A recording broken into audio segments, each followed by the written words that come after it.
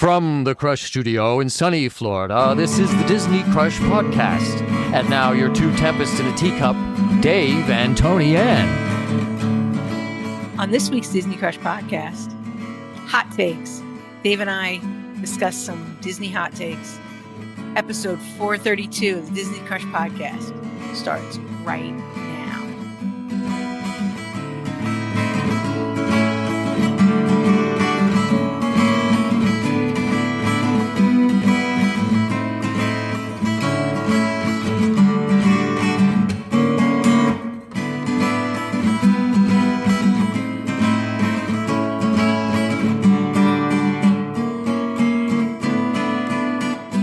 All right, up to the Disney Crush Podcast. David! Hot takes. You sent these to me the other day, and they're really good. Some of them I totally agree with, and some of them maybe not so much, so we'll see. Well, that's kind of how I felt. There was maybe one or two I was like, but guess what, Tony Ann? I stole them from the internet. Oh, wow. But nobody heard that, so. Okay, nobody knows that you stole these from the internet. Mm-mm. Speaking of the internet, I'll just edit that out. So. Okay. Speaking of the internet, I heard a rumor last night. It was posted in multiple places, but all of them were clickbait sites. So I don't know how much I trust these multiple sources, but they have said that Mr. Josh D'Amaro, the future CEO, and that he'll step in March, says Josh D'Amaro has allegedly scrapped the original plans for Villains Land. Oh, and sent the wait. I've heard that. Go ahead. And sent what? I'm sorry. Let me read it, man. Sorry. Go ahead. Josh D'Amaro has allegedly scrapped the original plans for Villains Land and sent the entire project back to the drawing board, not to scale it down, but to make it even bigger, darker, and more intense than Disney had originally planned. Bullshit. You don't think so? See, I think so. You think? I've seen pictures of him in Epic Universe. I think he's very keen to what's going on across town, and he knows he's got to. He's feeling like he needs to go in there and make his mark. I really think this might be true because when they were talking about Villains Land, they were very non-committal. I've heard that it was going to be one ride and mostly like walkthrough stuff, and it was going to be another wah wah, and he wants it better. If he's listening to the show, which I know he listens to me. Absolutely, he does. He has a lot of respect for me as a woman, as a person, as a human being. Bring us the dang Yzma roller coaster. Let's go to Yzma's lab with Kronk and Yzma and have this roller coaster for once and for all. Well, that's what I want. And yeah, and there's a couple other things he could do. We'll talk about here in a minute. But yeah, there's some other things he could do too. But I hope you're right. I really do hope you're right, because they kind of do need to up their game. But then you think that it is going to alienate some of the little kids if it gets too dark. Well, they're giving them Cars Land. Okay, yeah. Okay, but sorry, we can't go to Villains Land. Why, Mommy, Daddy? Why can't we go to Villains Land? Well, kids, listen. You know that Josh D'Amaro guy? You know that character? You know, Count Chocula? Yeah. Well, since he looks like Count Chocula, he wants to make the whole park like Count Chocula and make it scary. I think it can be done.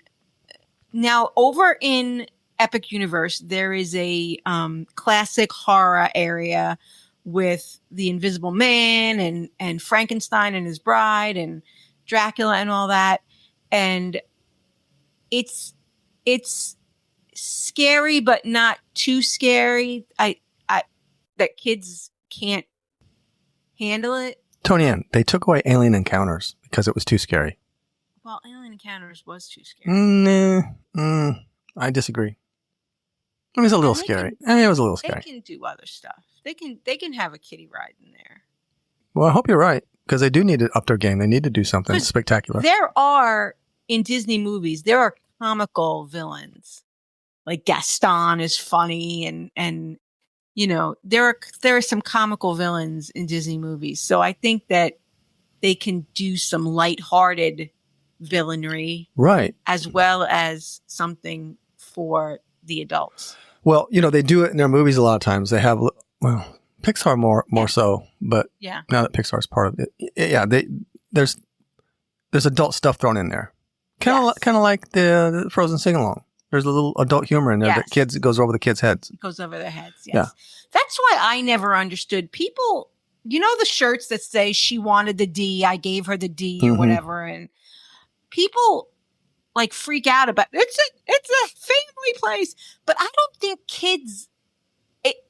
The D looks like the Disney D, and I don't think little kids that it's too that is too adult a joke for. I don't think they know that it's an adult joke. I think they think it's Disney. Hang on a second, Veronica. Yeah. What was the name of that shirt that girl was wearing? Do you remember? I mean, what did it say? What shirt? Tell me the girl. When we were in Animal Kingdom. Oh, I have a picture of it. Oh, yeah. See what it is. Designer shirt. Right. I remember that because we looked it up. We're walking through. I'm going to probably cut some of this out, but. No, I will. I'll get it. Well, I might be able to leave some in. We'll see how it goes. We'll see how this conversation goes. It's all about the context, Tony and Veronica. Yes. Both of you guys. Both of you. So she goes, David, look at that shirt. Oh, I'm in the wrong phone. I have 2 cell phones. And she goes, tell me what you think. What does it say? And I'm looking, but her hair was behind, I ran up and took a picture. So Veronica runs up and takes a picture of her from behind. And I'm like, it says. So we looked it up online. Went to Rainforest Cafe. I Google shopped it. Google. Yeah. And it's a designer shirt, like some kind of somebody puts it out. And I'm like, how has nobody said anything to her yet? Oh, I couldn't believe it. Yeah. Like someone hasn't stopped her and said, yeah, you can't have that. When did we go to Disney? I don't know. It was 3 weeks ago. You're breaking into her time. Hey, I'm working fast. At least on the Apple, you can search for words God. in your Stop phone. with your I Apple. tried searching for sweater and it didn't produce any. When If I had a nickel Here. for every time I searched for sweater. That's okay. Can you see it? Wait. No, I don't know if she'll be able to see it. Yeah, you can see it. Yeah. Uh-huh. It is a thing. Yeah, double dash star. Yeah, I can't believe no one stopped her. I mean, her hair was kind of, she had long hair, so it was kind of So it was covering it. covering it a little bit. But anyway. So yeah, Well- back to your shirt and the D. Yeah. I don't think kids get that shirt. No, but Little kids. they would have got this shirt. Well, yes, it had the F word. It did have it. Mhm. Mm-hmm. Yeah, no, right over the kids' heads. Right over the kids' heads. Yeah. But yeah, in the movies, like in Toy Story 2, Jessie does this aerial, she goes around loop-de-loop and Buzz's wings pop out, Mm-hmm. and the kids don't get that. No, there's a lot of stuff. Yeah, there's a lot of little things like that. Where were we going with this? That Josh can bring some darkness to Villain's Land and still be kid friendly. Looking forward to it. I hope it's Okay. true. I mean, I know who you're talking about, and that they are very clickbaity. But I did see that rumor. I saw that the other day, and I dismissed it. I'm thinking, nah. I saw it more than once though, so Okay. I don't know. But Well, he does email us every week and tells us what a great job we're doing. that So is true. maybe That we is should just true. email him. Or you know what we could do? Yeah. We could actually email Hanover. I bet Hanover would know. Hanover might know. He might know. Because I heard that Josh is picking him up, and Hanover's going to be his assistant. Oh, that'll be awesome. I know, wouldn't it? I know. Gosh, that's going to be great. We'll have an in. Oh, yeah. Mm-hmm.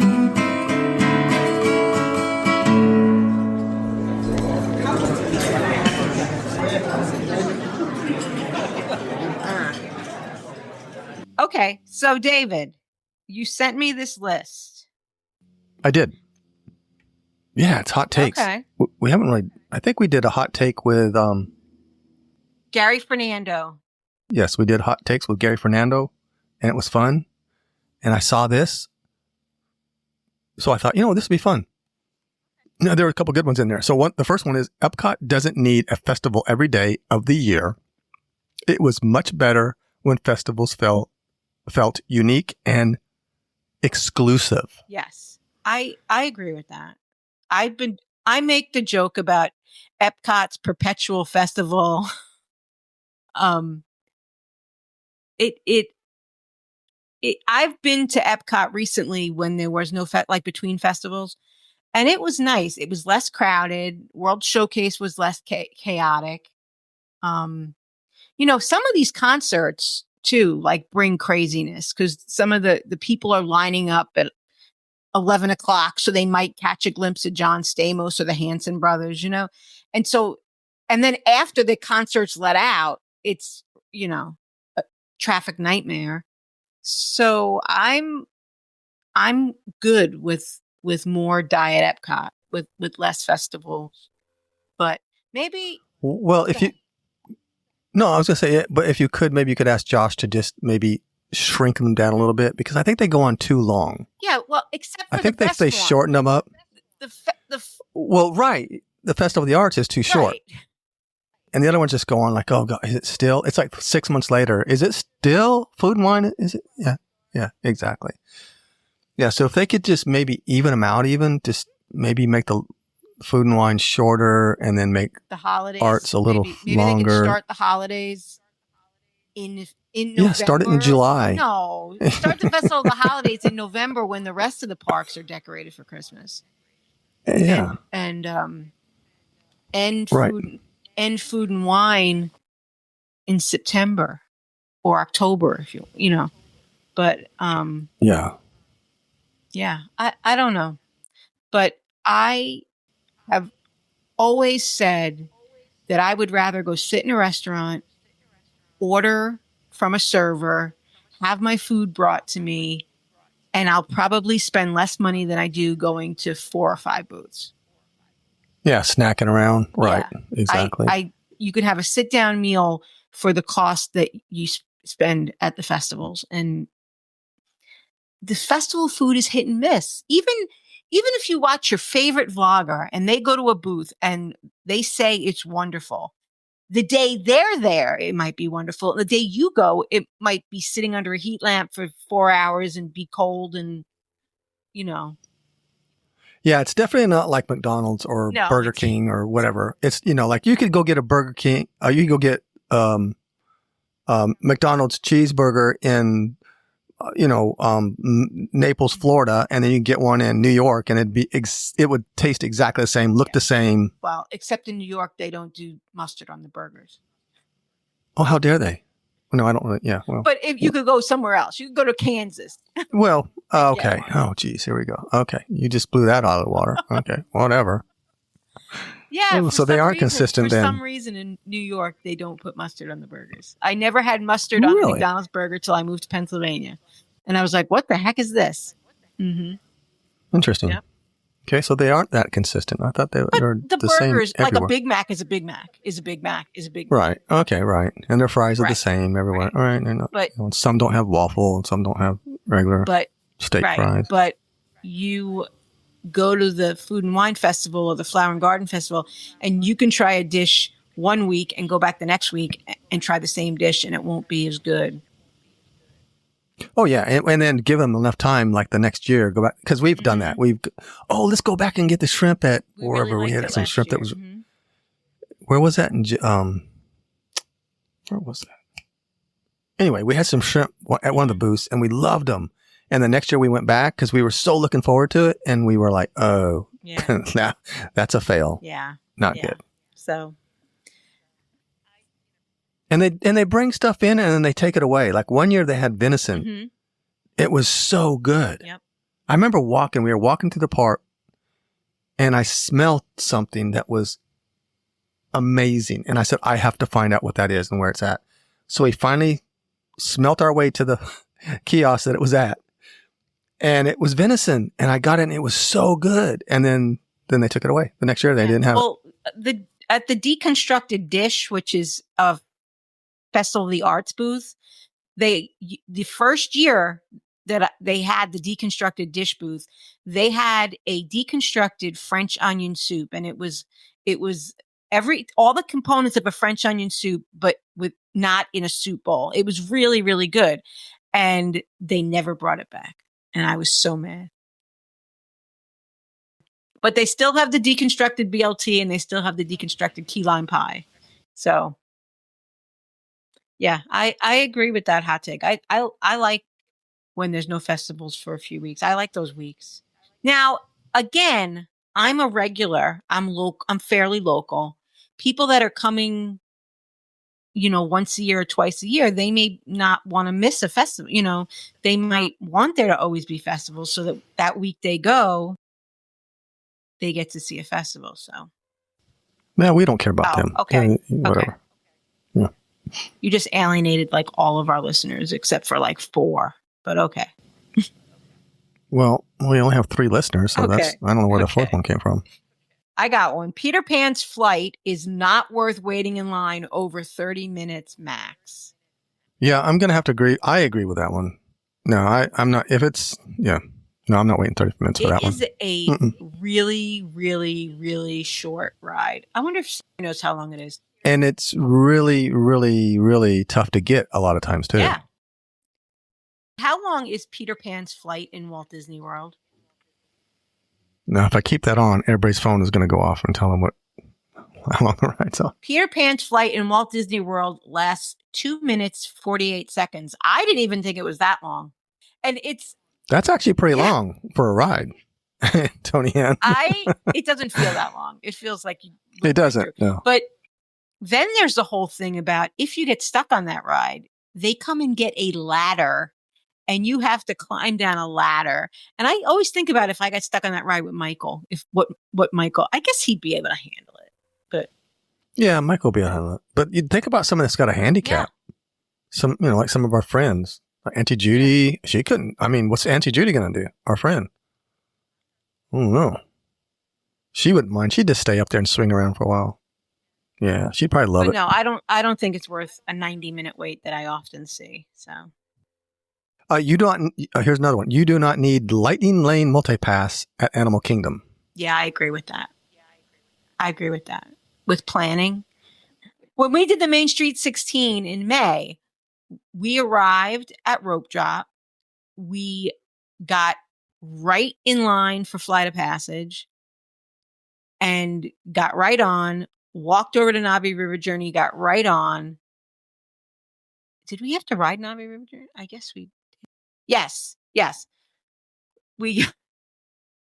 When we got on Flight of Passage right away, that was the first ride we went to, made a beeline for Flight of Passage, got on very quickly, got off that ride, walked over to Navi River Journey, got right on Navi River Journey, and was out of Pandora by, I want to say 8:00, walked over to rode Dinosaur, which isn't even open anymore, so it's not even a factor.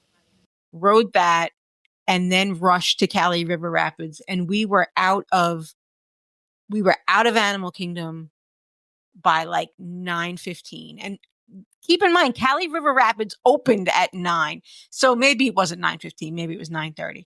But yeah, you don't need lightning lanes at Animal Kingdom with a little planning. Well, that's not the norm though in Pandora, because normally Flight of Passage is usually an hour or more, and Navi even can be really long too. First of all, this says you don't need lightning lane multi-pass, which if you want to buy an individual pass for Flight of Passage, that may be wise. And another option is to go at the end of the operational line. Animal Kingdom empties out after lunch. It does. I go at 3:00 all the time. My most recent trip for January for marathon weekend, Michael and I hit Animal Kingdom at like 2:30, and we rode a lot of stuff. Yeah, that happens a lot. A lot of times we go there around noonish and we're walking in and there's so many people leaving. Yeah.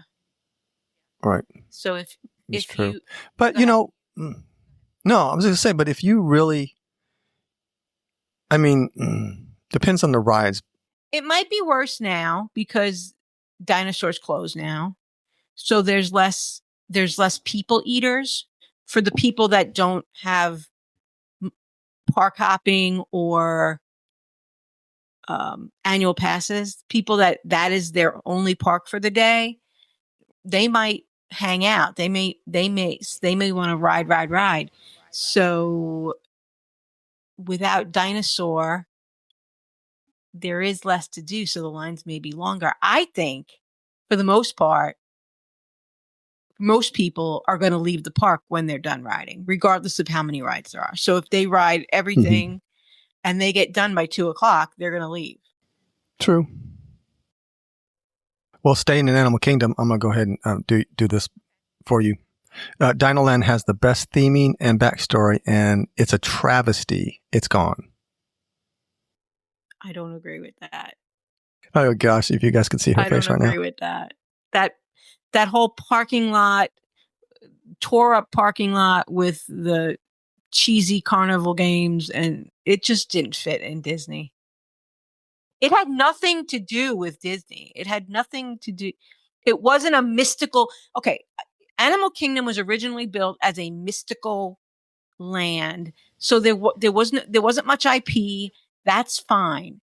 Dino Land should have been a plush tropical jungle thing, kind of like Jurassic Park, like in the movies, the way Jurassic Park looked. Kind of like what they're going to do with it now. Yeah. I don't think Hester and Chester and the tore up parking lot that was blacktop, that was like the hottest part of Animal Kingdom, standing on that blacktop.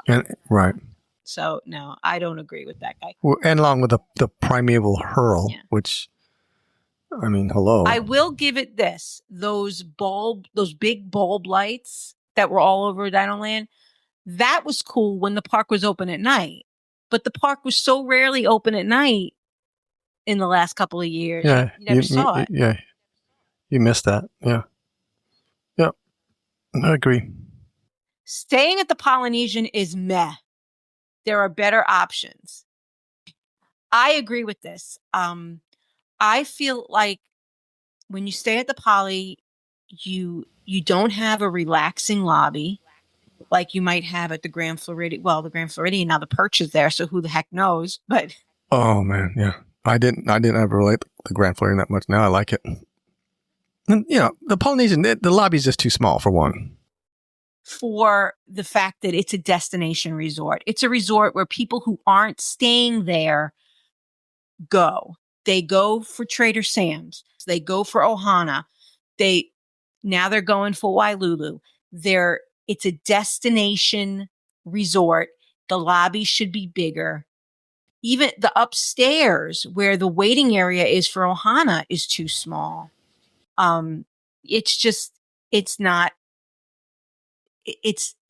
If I was staying there, I'd be upset that it's like Grand Central Station, that lobby. And I don't know, with Wailulu there, I think I'd be okay now. I'd be hanging out at Wailulu all the time. It's outbuildings, unless you're staying in the tower. It's outbuildings, and I've stayed there and got caught in a rainstorm, a torrential Florida downpour, and I got to run to my building. And so if I'm going to stay deluxe, I don't want to get stuck in a torrential downpour and have to run to my room from the transportation. I want to go right inside the building and right to my room. So I agree with this person. All right. Hollywood Studios feels like where they stuck all the random, disconnected, unfinished ideas. There's just too much concrete and it's lost its charm. I think this person is right to some degree about the theming being all over the place. But I think when you walk in at Hollywood Studios, you get that 50s kind of, 40s, late 40s 50s, even. 40. Yeah, that kind of vibe, that California kind of cool vibe. And then when you walk past that, it is a little discombobulated. It's just kind of all over the place. You got this theming, you got that, you got Star Wars, you got Toy Story Land, Indiana Jones. It's now you got the villains, and you just it's a little discombobulated. If they could have kept that theming throughout the park, kind of sort of, that would have been cool. Yeah. Well, I mean, the whole idea, of going down Sunset Boulevard toward Tower of Terror, that still kind of fits in the theming. But then you go off, well, you won't have it anymore. Rock and Roller Coaster doesn't go with Tower of Terror as far as theming. It's going to be Muppets. That won't go with Tower of Terror as far as theming. Unless they do what I said. Make the Tower of Terror Muppets. I think that would be awesome. So make that a Muppet Land. Do a Muppet show back there where Villains is, because eventually the villains are going to go to Villain Land. Do some kind of Muppety thing back there. Make that whole area a Muppets area. Right. And get rid of the Beauty and the Beast. Do something with Muppets Beauty there and the too. Beast is tired, that show. It's got to go. It's got to go. Yeah. Yeah. But they could have a show there with the Muppets and just do that whole area, a big Muppet theming area. That would be cool. Well, even they could. So if they don't want to do a Muppet show in the Villains building, they could put in a restaurant or something there. Mm-hmm. So I'm glad they're getting rid of the launch bay. Not because I didn't like the launch bay, but because the launch bay just didn't belong there once Galaxy's Edge opened. So that's good. But yeah, because you have all that kind of stuff. It's scattered. You got the launch bay, you got you got Star Tours, and then you got Galaxy's Edge. So it's like, all that stuff should have just been combined. But it was too late. There was nothing they could do because it was all spread out anyway. So there's nothing they could do. If they had any inkling that they were going to get rid of the Muppets, they could have shifted Galaxy's Edge. They could have just shifted it over. They could have gotten rid of Muppets years ago, shifted Galaxy's Edge over, and then, that's where my brain is. Well, everything's still under construction. They could just tear that all down and just kind of just. But I'm thinking if if Josh really wants to make a mark, how cool would that be to kind of combine Star Tours along with Galaxy's Edge and that whole thing, that whole area back there? I don't think that's going to happen. That would be cool. It makes sense. Yeah. But when things make sense, Disney doesn't do it. If they wanted to make sense, they would have put Monsters Inc. Land next to Toy Story. They would have used that Pixar place. There's a big sign that says Pixar Place over where where Toy Story Ride where Toy Story Mania used to have its entrance back in the day when the entrance was on the other side.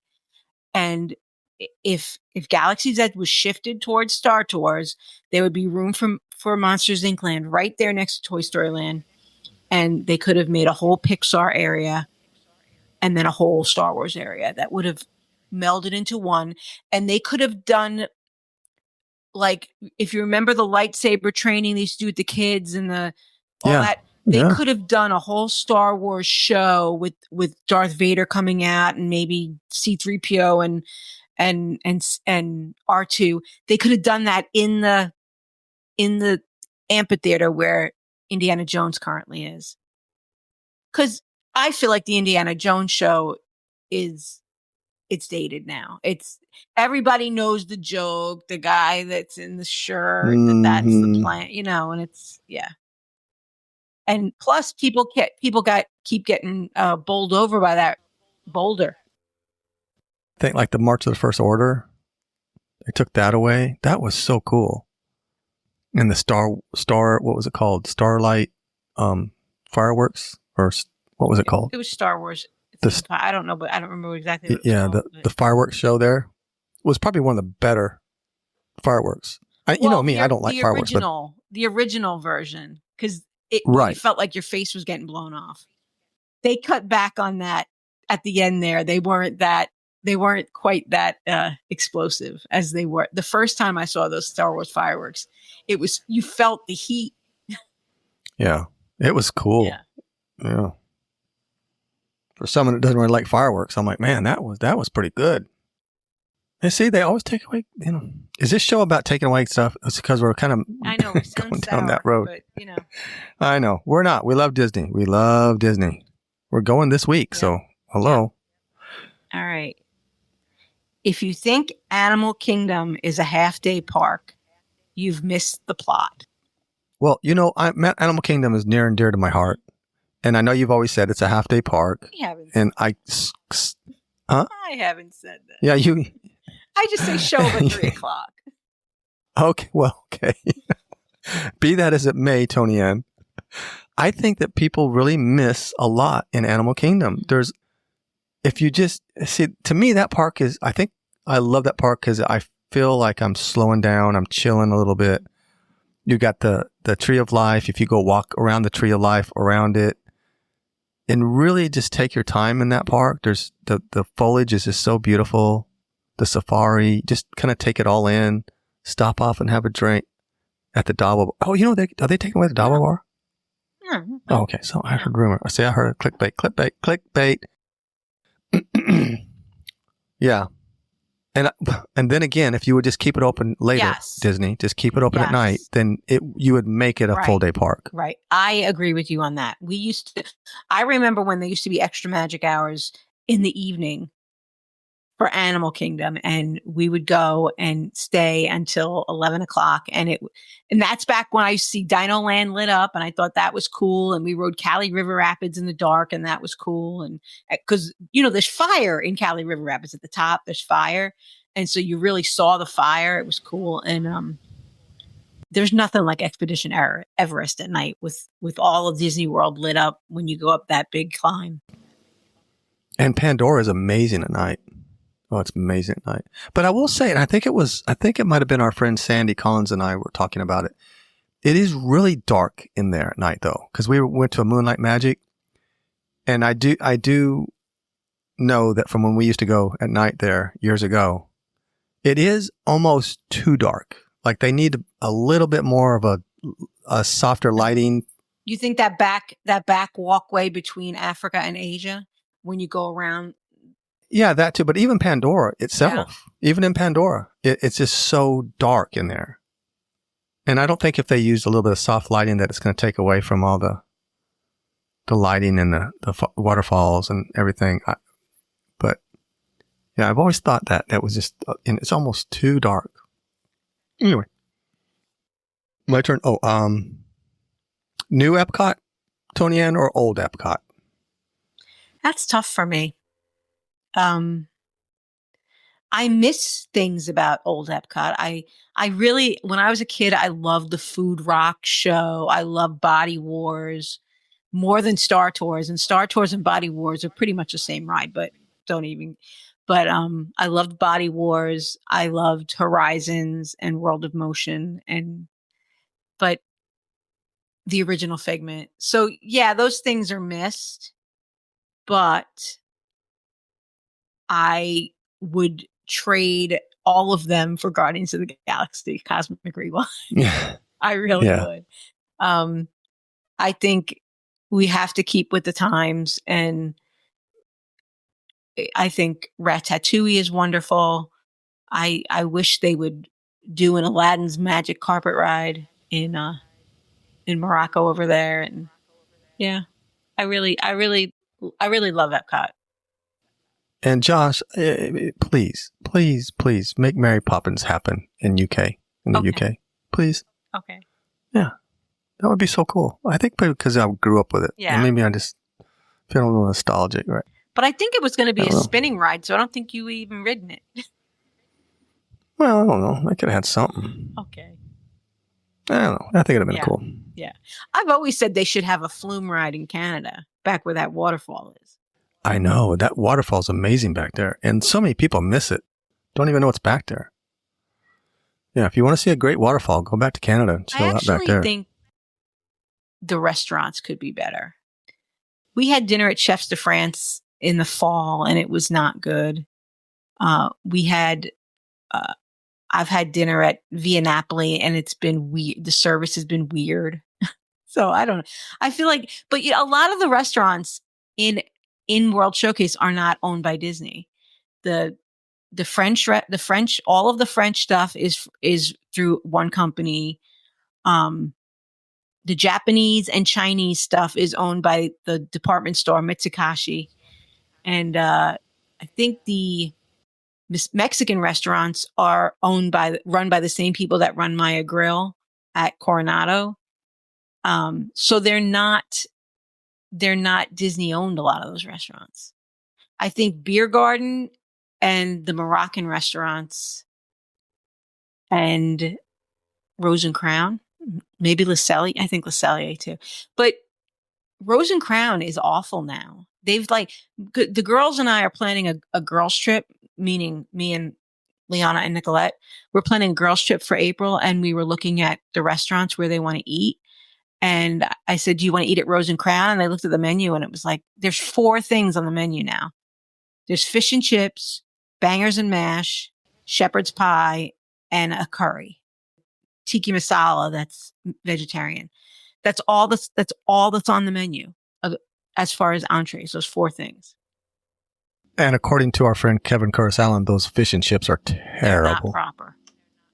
No, they're not at all. Mm-mm. I like the drinks in the bar. Give me a Pim's cup any day, but Oh, okay. Yeah, there's that. And they have some good music back there in the back sometimes. Yeah. But as far as food-wise goes, yeah, it's a miss. I think it used to be when we first really started going to Disney regularly, World Showcase, we would hop to Epcot multiple nights to eat dinner at different restaurants, and not so much anymore. Coral Reef is not good. It's just, I feel like the food needs to be revamped at Epcot. When you like the pizza at the quick service better than the pizza in Italy, there's a problem. Oh yeah, they stepped it up too during the art festival with the pizza there. Yeah, that barbecue chicken pizza. Oh yeah, it was really good. I mean, that rivaled. Yeah, it was really good. I have to say, good stuff. All right, let's see. We got one more. Paper fast passes were the best version that Disney had.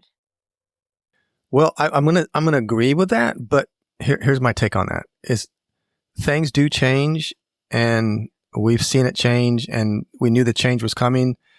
But going back to paper fast passes, those were the good old days.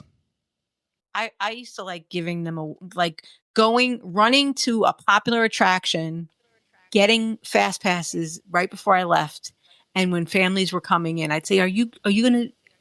Here, would you like these fast passes for Toy Story Mania, which at the time was the big ride, or Soarin', which at the time was the big ride? No, that was our favorite thing to do, was give them away. Well, I'm going to disagree about one thing about paper fast passes. Running to the ride, and you were kind of running all over the park and then going back. Like if you got a fast pass in the morning for Splash Mountain, that wasn't until 2:00, or then you'd have to go back and go. And there was a like 2-hour rule. I think if the wait was more than 2 hours, you could get another fast pass in 2 hours or something like that. But so you could technically have more than one ride in your pocket at the same time. But I actually liked the version on the phone where you had 3 fast passes, and when you used one, you could make another one. I liked going to the park knowing that I had these 3 at this time, and then I could make more later. Right. As soon as you use those, the third one, you can get another one. It worked well. I don't know. I guess they wanted to charge. I guess that's the only reason. No, they saw a money grab, and they saw a money grab. I mean, other parks were doing it, so they figured they were lagging a little behind on that. And it's been a big moneymaker for them. I'm sure. Yeah. Think about the revenue they're making. Right. And it's made it harder for people, though. It's made it harder for people that, especially first timers or Disney people that don't go to Disney often. I mean, you got to really know what you're doing, and it's a little difficult. It's a little hard to navigate. Yeah, it's a little difficult. I felt bad when they first opened Rise of the Resistance, and they were doing those 6 a.m. drops, and you had to be in the park at 6 a.m. to make your lightning lane for Rise. And people who didn't know Disney, they just were Star Wars fans. And they came from Kansas to take their kid on Rise of the Resistance. And they showed up at the park when the park opened at 9 and didn't understand why their kid couldn't ride Rise of the Resistance. That's the whole reason I came here from Kansas. Because I am not Disney obsessed. I don't eat, breathe, and drink Disney. I don't listen to Disney podcasts. I am not one of you weirdos. I am a normal person who goes to work and thinks they're going to take the kid to Disney on vacation, like my dad took me. Right. And if there's a roller coaster, you're going to be able to go ride it. Or if there's a ride, you're just going to go get on it and get in line and go ride it. Right. It was very unfair. It was very unfair to those people. I really felt bad for people that came because they wanted to ride Rise of Resistance, and they were told, sorry, you can't. Yeah, those are tough times. You needed to be on your phone at 6 a.m. or 7 a.m. You could try again at 1. Oh, we'd be around people and like, what's going on? What do you, and yeah. Get on your phone. You count it down. 2, 3, go. What are you guys doing? I don't miss that. I don't miss that at all. Oh, no. I'm sure it'll be back when something new opens. Yeah, I know. Yeah, something else happens. Okay, as an adult, Magic Kingdom is the most stressful and overstimulating park. Yeah, I agree with it is my most skipped park. I know this is sacrilege for all my friends that are Disney fanatics, that if I'm on a 3-day trip and I'm only going to 3 parks, there's a good chance Magic Kingdom gets cut. It is stressful. I mean, it's stressful from the time you try to get there. It's stressful. I mean, unless you're in the bubble. Right. It's a little bit different, but if you're driving there, it's stressful. And even if you're in the bubble, it still can be a little stressful because the transportation switches back and you got to get over there. And then stroller hell. God. And the music is that calliope music in Fantasyland. It's not that relaxing Epcot music. It's not that 40s swing music of Hollywood or the pan flute you might hear in Animal Kingdom. It's like calliope. It's just from the minute you hit Main Street USA, it's like that actually. And again, my friends may hate me for this. I feel like Tomorrowland, I feel almost the same way about Tomorrowland that I felt about Dino Land. That it's the black top, and I don't know. Yeah, you kind of get that when you walk in there. You kind of, I know for me, I would walk in there and just go, what is there? There's nothing really back here. Like, what is this place? There's cars. Okay, these silly little cars going on tracks. That's it. Seems like a lot of wasted good space. I feel the same way because I totally could cut Fantasyland and Tomorrowland off that park and be just fine with it. Everything I like is from Liberty Square on. Yeah, but you got the People Mover. That's like one of my top. That's one of my favorite things ever. Is that People Mover?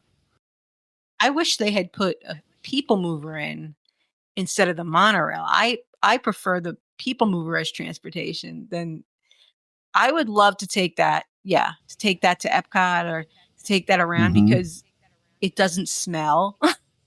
Some of those monorails are just rough. And you get that clickety clackety clickety clackety on the track. Grand Destino Tower is a hidden gem, especially the club level. For me, I agree about Grand Destino Tower. It's got a very deluxe feel for a fraction of the price of a deluxe hotel. There are 5 restaurants on that property. Its placement on the property is perfect because there's just a hallway that you walk down to get to the main food court area, gift shop area, and then it's just up the bridge to go to Three Bridges, and it's right up the elevator to go to Toledo or Dahlia Lounge. There's a beautiful lounge downstairs that serves coffee at night and coffee in the morning with pastries and things, and then it turns to a regular bar at night with little charcuterie and olives and things. And they also serve fancy coffees at night too, but they also serve alcohol at night. It's just a really it's the opposite of what we were talking about, the Poly. It's a relaxing lobby. The downstairs at Grandestino at the Barcelona Lounge. And then if you go down the tunnel towards the main gift shop area and quick service area, there's a hallway of couches and tables and plenty of room. Like if you were going to have a meal with your family, you could do it there. It's big too. That it's really big. A big area. Even though it's big, it feels inviting, cozy, even though it's so large, which is kind of weird, but it's not overwhelming. The market for quick service, you've got Rick's, which gets mixed reviews. I've had good meals there and bad meals there. I've had good breakfast there, but it wouldn't be a destination breakfast. If I'm staying at Caribbean Beach, I might have breakfast at Rick's, but if I'm staying somewhere else, I wouldn't drive over there for it. Three Bridges, Maya Grill, Toledo. Yeah, so 5 restaurants. And then you have the lounges. Barcelona, Dahlia. And Three Bridges, again, can be treated like a lounge, too. It's got a big bar and couches and seating and nice area. Yeah, I love Grandestino as a place to stay because the bus stop is right there as well. Yeah, you get picked up first and dropped off last. So keep that in mind. Okay, Tony Ann, we need more original and creative rides rather than everything being IP.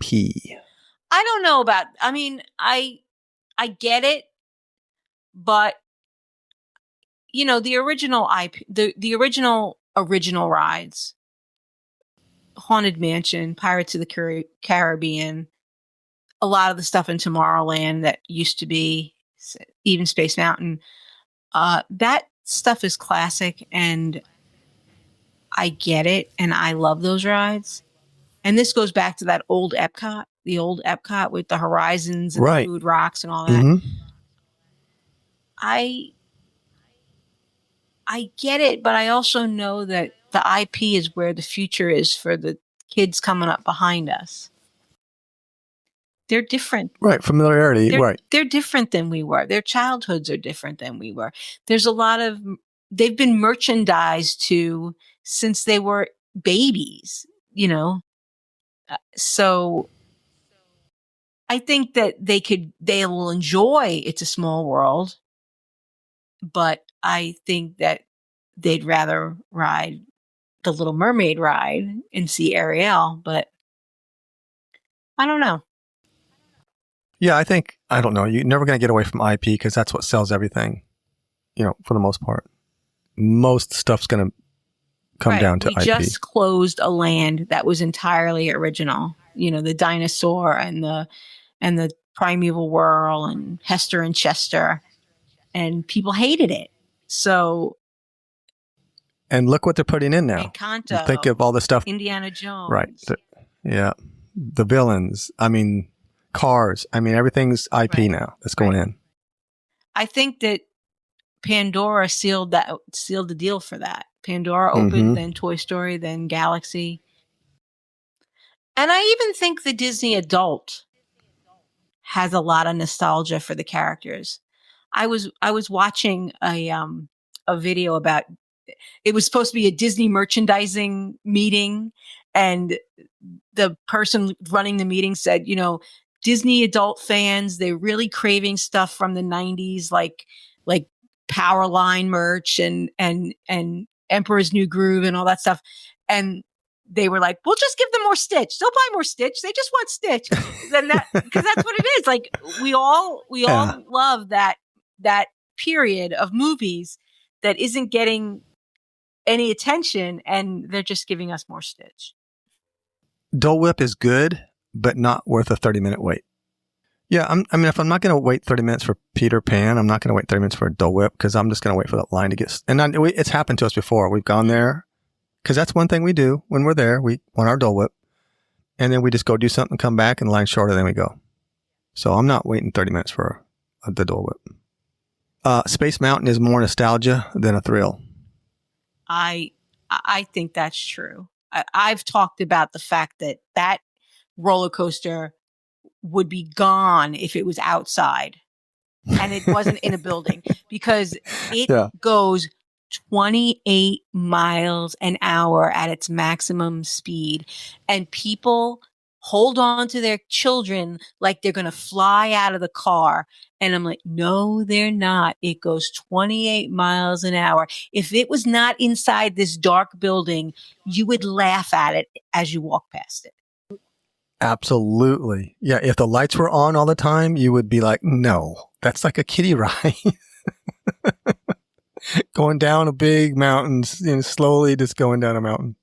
It's nostalgia. First of all, a lot of people of our age now, it hurts to get in and out of the dang thing and to get jostled around. And so I know a lot of us are starting to move away from riding. Oh, that's been a hard pass for me for years. Yeah. Oh, yeah. All right. It's a Small World is relaxing, not annoying. I disagree with that. It's annoying. It is so annoying. It's annoying. How can you relax with that music? That annoying, cringe. I'm sorry, guys. I really am sorry. It's okay. But I'm sorry. Sherman Brothers are rolling over in their graves. Oh, I'm so sorry. But that's just the way I feel. And those little dolls are just creepy. I'm sorry. They're just creepy. New rides are amazing, but they rely too much on screens. Yeah, I get that. Although, Rise has a lot of cool stuff that isn't screen generated. There are a few screens in Rise, but there's also animatronics in Rise. So. Oh, yeah. Yeah. No, Rise is amazing. Though there's too much that's broken in Rise, though. They need to get that fixed. It's almost like Everest. Yeah. Like, are they going to ever fix things in there? I heard they fixed the guns in California. The scene, if people... Yeah, but why... That's like one of the best things. If people never wrote it while the guns were working. So if you don't know what I'm talking about, there's a room with these big guns that are shooting out like the window, and you go past the window. The guns used to come out and you would like dodge them. You would, your ride vehicle would go back and forth between them. And now you just go back and forth for no reason. Yeah. It's just silly. It's almost like the Yeti. It's never going to get fixed. I don't know. But there was another story. I don't remember exactly how it was worded, but Josh understands that Smuggler's Run is a huge disappointment. That was another story I read that that nobody unless they're crazy Disney people, crazy Star Wars people, nobody knows who Hondo is. And they just want Chewbacca, and they would have liked to taken a ride with Chewbacca rather than doing the stuff where they're shooting the guns and frustrating themselves because they can't catch the train. But like Slinky Dog doesn't rely on screens, and no. A lot of stuff doesn't. Great ride that was recently, in the recent past. Frozen is overrated. I kind of get that. No, we've talked about it, ad nauseum, but yeah, it's just missing a lot to me. More stuff needs to be put in. And at least the animatronics, they're fixing the faces finally. I haven't been there recently. Have they fixed them yet? I think Does anybody know? I think they just Frozen Ever After refurbishment. Yeah, it looks like she's saying it only closed for a day. I don't believe that. Well, when we go this week, we'll be there Saturday. Maybe we'll have to try and get on it and see. Yeah, it's reopened now with the animatronics.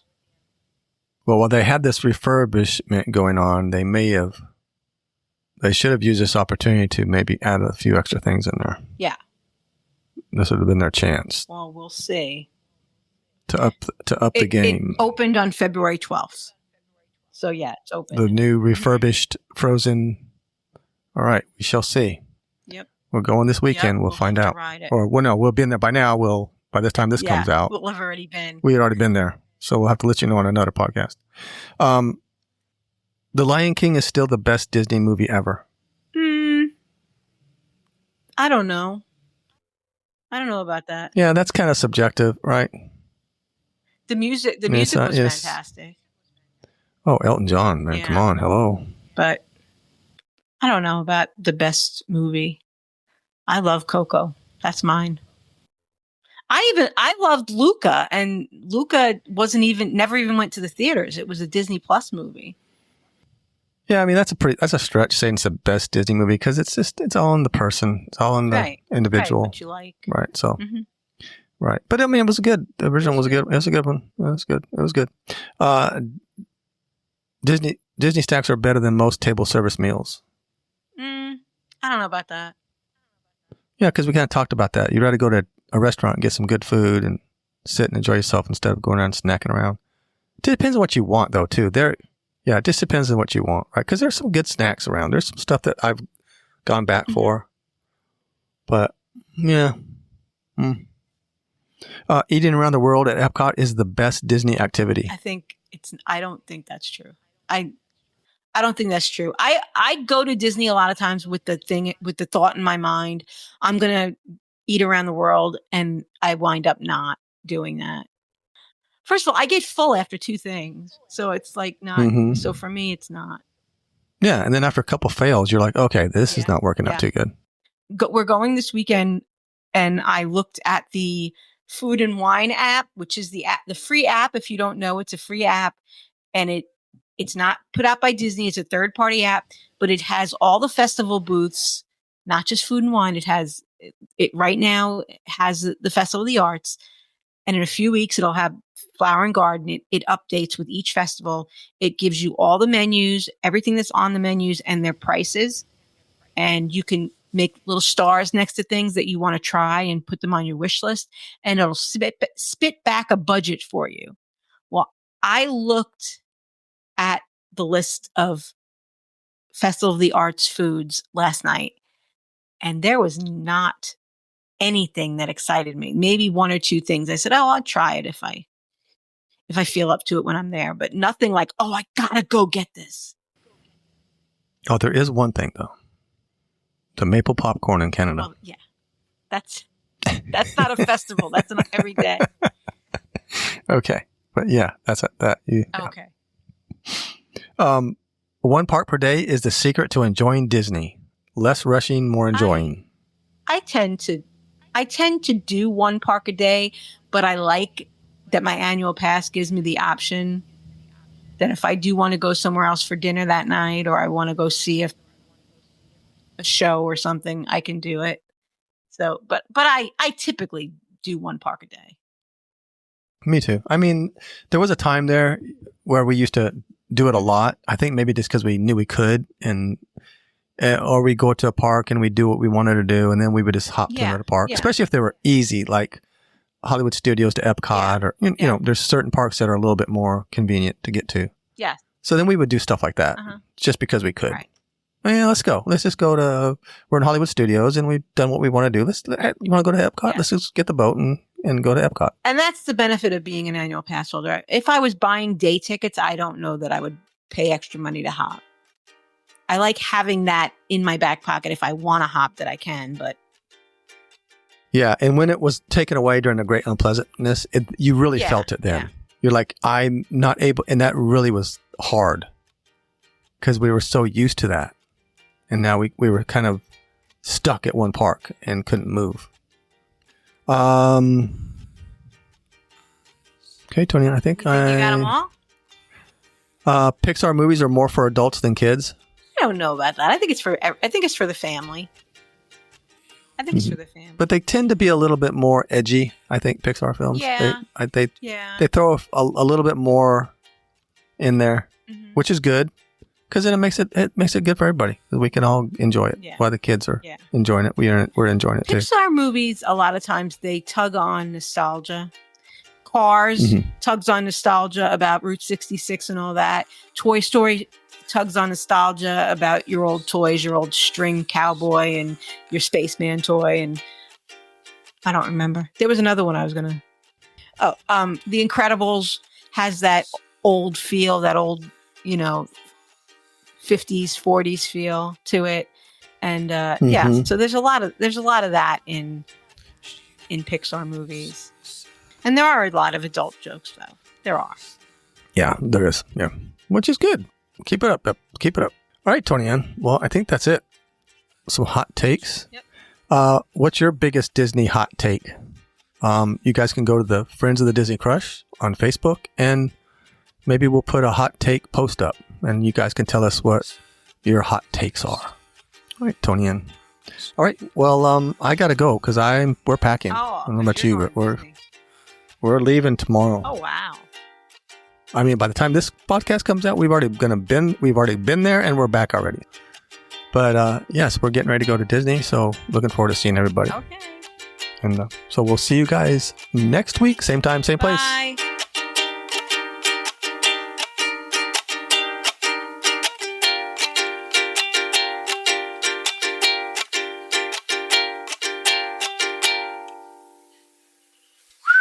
I think that's it.